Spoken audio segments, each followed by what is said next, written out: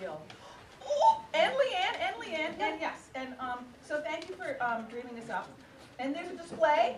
I wanted to mention the display, but more on that later. First of all, I want to make sure that the people, all the people who made this possible are thanked. Because if it was not for Lila Yazin and Letitia Velez, I say this every time, we wouldn't be here right now because we dreamed this up.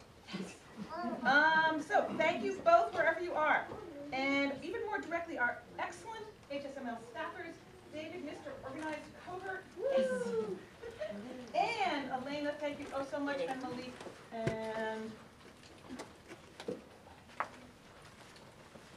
Nick, thank you, yes. And it's his birthday. Happy birthday to you. Happy birthday to you. Happy birthday, dear Nick. Happy birthday to you.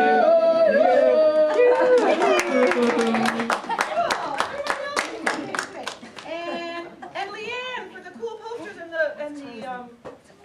the organizing of all sorts of things, and I'm still not even clear who organized what, so that's why I'm talking this way. But thank both of you. Thank you to both of you. You totally rock. So anyway, be careful. We don't throw these away. We compost them. Yes. UNCG compost.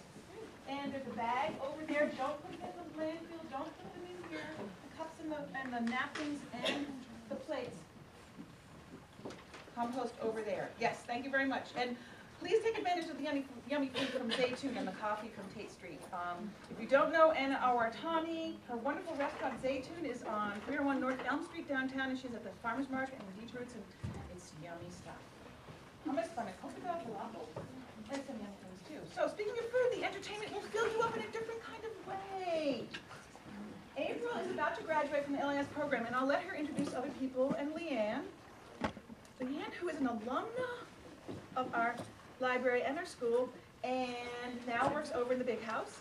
So exciting. And April is about to be an alumna, so it's kind of exciting. But anyway, I've learned a lot working with both of these wonderful people.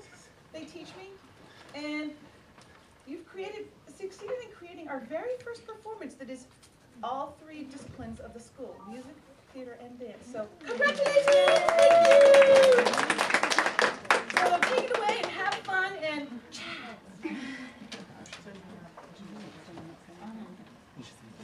should say something? Okay. Well, hi everyone. My name is Wendy Brockman, and I am one of the Jazz 1 teachers in the dance department here. Actually, in my final semester as a graduate TA. And oh, yes! Yay! Congratulations! Thank you. And this class, it is the Jazz 1, so we have very few actual dance majors and minors. I think I don't even know what all of our fields are. We also have some middle college students that take this class as well. We're very happy to have them join us today. So the dance we're going to do for you today is, we're calling it Oak Tree. And we've only been working on it for maybe, I guess, 3 weeks or so, put it together. It was really a dance that just puts together a lot of the vocabulary terms and things that they need to know for jazz dance. So we'll go ahead and get started.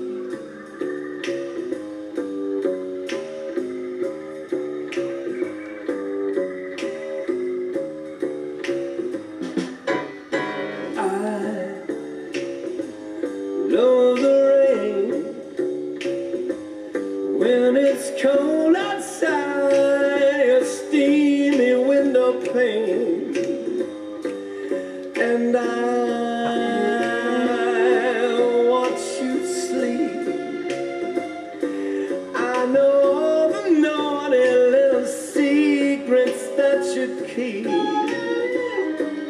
'cause I am the old tree.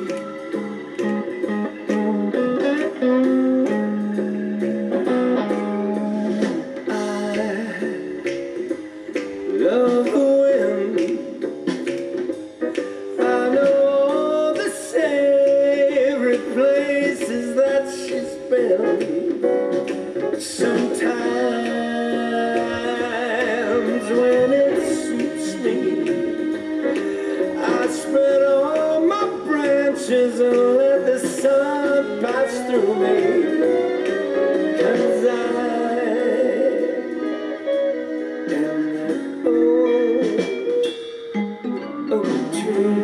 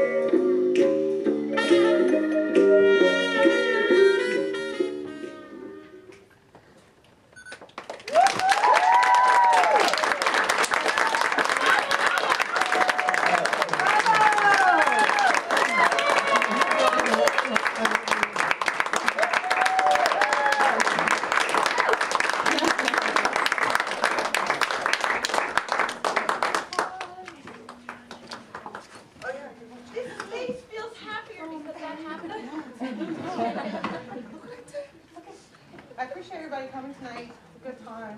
Yeah.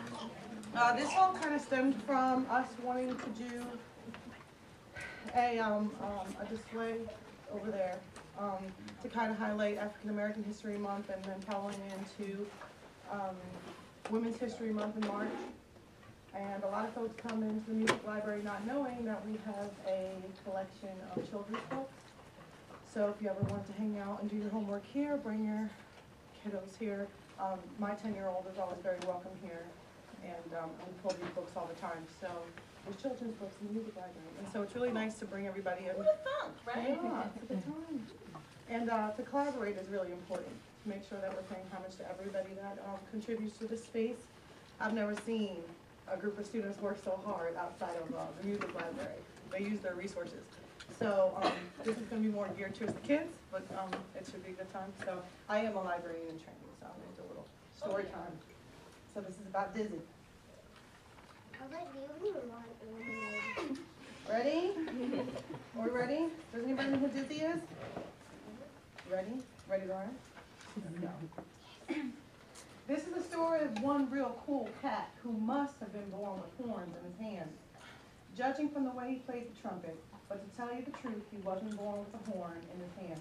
He was born very poor and very tough. Other kids used to beat him up because he was small. He liked to pretend it didn't bother him at all until one day he just couldn't take it anymore. He got mad and he got even. He whooped the living tar out of some big bully. And before you knew it, he was fighting all the time, fighting and fighting just for the sake of it. There was no rhyme or no reason to his fighting.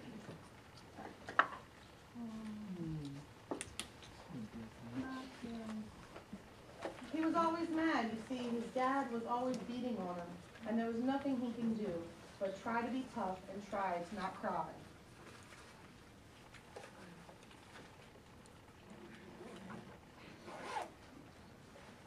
Then one day, his music teacher gave him a trumpet. He picked it up and blew that thing as hard as he could, and that felt good. He took all the anger he felt inside and blasted through the end of his horn, and it was really loud. You can see how now. He didn't care how it sounded, which was pretty bad at first. He just kept playing, and day after day, until he no longer felt the urge to fight. His dad still whooped him, but with every blow he got from his dad, he blew his trumpet that much more. Until he was roaring, he was soaring, he was the best musician in his little southern town. Soon, that got boring. You know that joke. Playing notes on a page was that he learned to do, but he wanted to play a thing called jazz. All over the radio, jazz was the rage. In jazz, he took a melody and played it in different ways. You made up stuff and changed every phrase. It was crazy. If a melody was like a rule, jazz was like breaking the rules. Like inventing new rules. Jazz was like getting in trouble, and it was fun.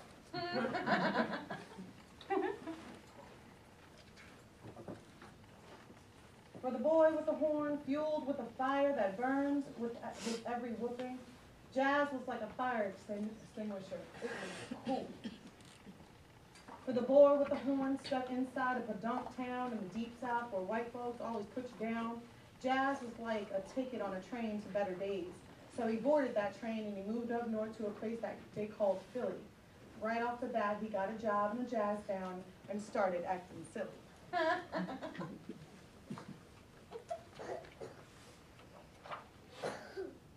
He'd fall off his chair, kick his feet in the air, flail around willy-nilly, play practical jokes on all kinds of folks.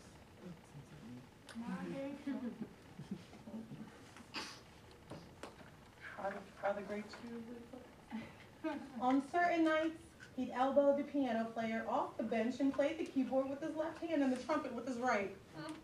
The older musicians, they soon got tired of these shenanigans. They wanted him fired. Not a chance, said the boss. That kid's a whiz.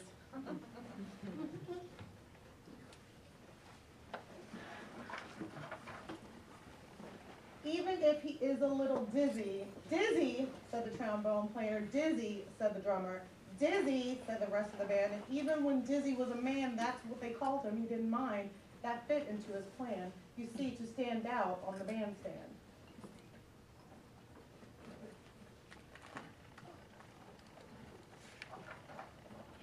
But Philly was small time, and Dizzy got bored, so he caught the next train to the town so nice they named it twice, New York, New York. It was great, what a place, it was crazy like jazz, sort of like Dizzy himself, except even crazier.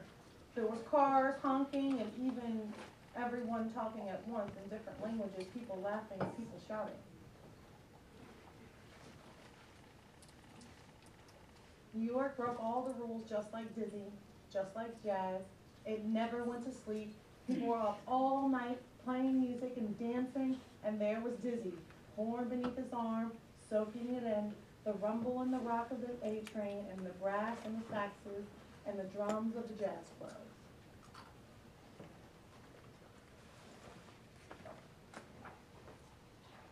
And there was Dizzy, on stage with the best jazz band of them all. Still before long he was, you guessed it, shooting spitballs and clowning around. Making funny faces, faking fat football passes beyond the back of the band leader, while the dude was trying to sing, partly to get a laugh, but mainly to get noticed.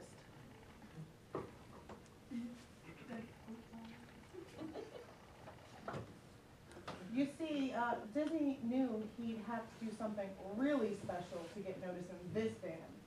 That's why when it was Dizzy's turn to stand up and play, he played weird sounding notes. He played so high, he played so low. He played so fast, he played diddy bop, wop wop. He puffed his cheeks out like this.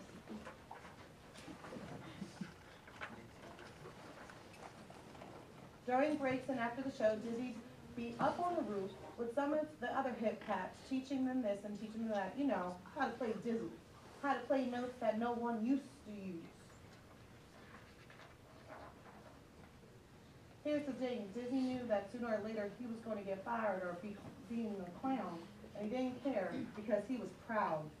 Because somehow, somewhere, the man they called Dizzy had come up with the not-so-dizzy ideas on how to change jazz into something new.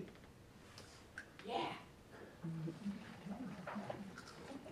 And after he lost his job as a preacher, he spread the word on his new jazz rhythms and chords and late-night sessions and late-night clubs where folks would sit, not dance, and listen, just listen.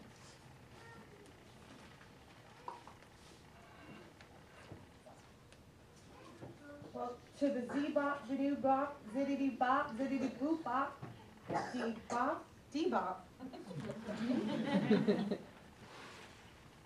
It was like he had taken a wrecking ball and smashed it in the house of jazz till the walls came tumbling down, and in its place he built a new house, the house of cool jazz. Soon his whole name was in the big letters and on the sign outside, Dizzy Gillespie.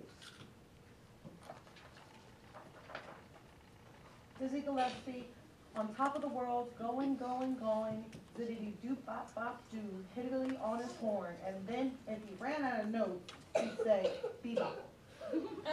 That's what Dizzy called this crazy kind of jazz that he had invented by having the courage to be himself. Until the very thing that had gotten him into trouble so much, breaking all the rules, had become the thing that made him great, his ticket into jazz heaven, where on certain nights, Dizzy Gillespie still shoves Angels Gabriel out the way and shows him how to play bebop. Thanks, y'all.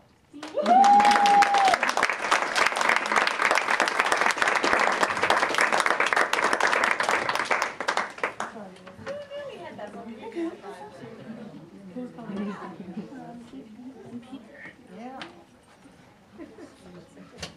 Hey guys.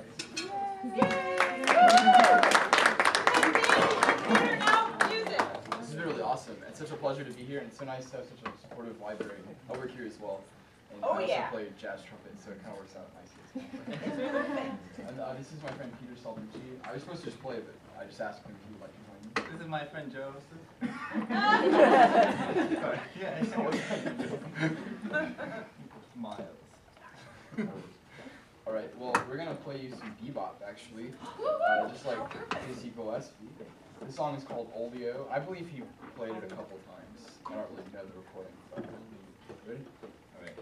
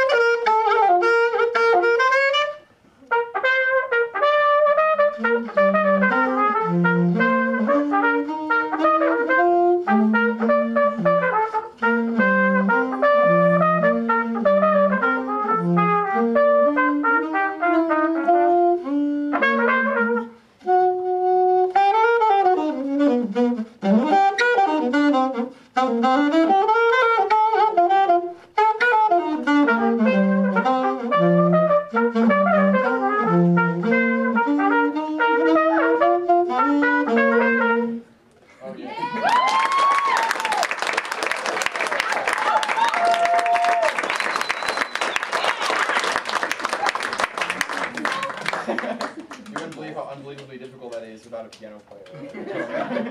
Sounded really good. Never would have known. Yeah. This next tune, I actually had the pleasure of getting to play the part of Miles Davis this year at our first jazz ensemble concert, and we played a tune called "Summertime." I don't know if you guys have ever heard it. Yeah. It was a staple in the jazz repertoire. So D minor. D minor. Okay. One note?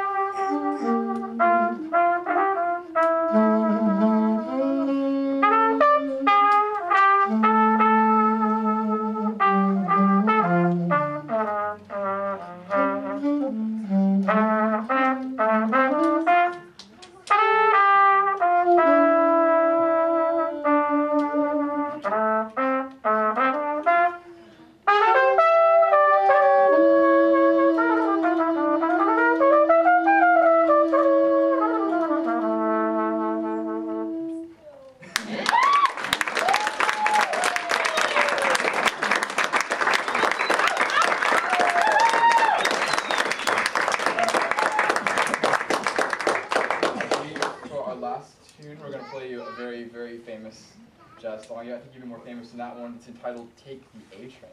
Just like Dizzy took the A train to New York. Yes. There you go. Take the A train out of the music library. Yeah, this one's fast. This is like George jazz.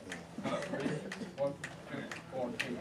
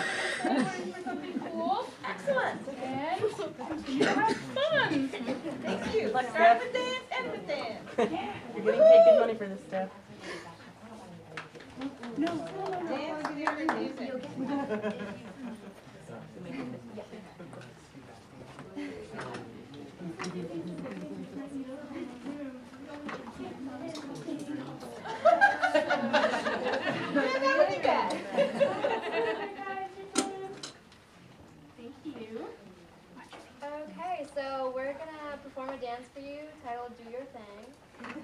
This is a collaboration of the Jazz 2 and 3 class that Lindsay teaches. Wonderful Lindsay over there. And yeah, this is just kind of something we've been working on for a couple of rehearsals now. It incorporates a lot of combinations we've learned so far in class, and we've put the aspects out of it that we think have some classical jazz moves in it. So hope you enjoy.